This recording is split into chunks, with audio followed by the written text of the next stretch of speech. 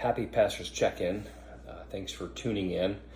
I wanted to share something with you that I discovered, a while ago and maybe a few years back.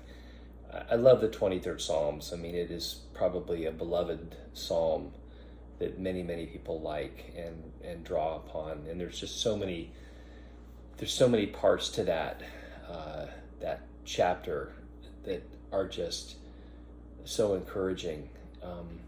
One of the things, though, that I settled on a little bit later was I think it's verse 5. It says that you prepare a feast for me in the presence of my enemies.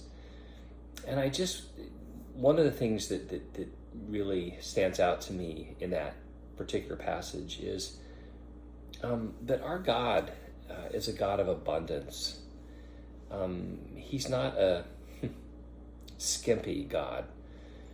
Sometimes we feel like God's giving us just enough to kind of make it through. I think maybe that's just our perception of it.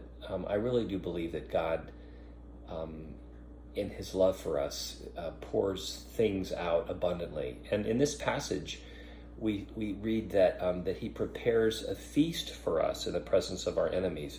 So the feast, or I've read in other translations, says a banquet for us. There's obviously a sense of abundance when we read something like that. The other thing that I really like, and that I want to draw your attention to, is that the feast or the banquet or the abundance of what God wants to give to us is not once we get through the battle or once we fight our enemies, whatever that might be.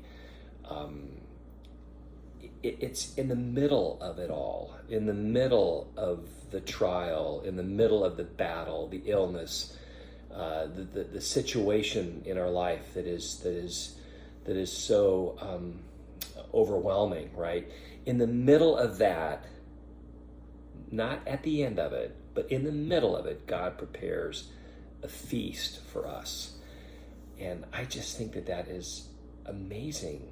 And so when we must expect that and anticipate that. And again, it may not look like we think it's going to look, right? We know that God's ways are different than our ways, but his desire is to provide for us abundantly in even the darkest of times and in the biggest battles of our lives.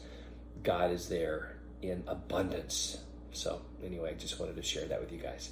Love you and have a great, great day. Thanks for tuning in. I'll see you next week. Bye.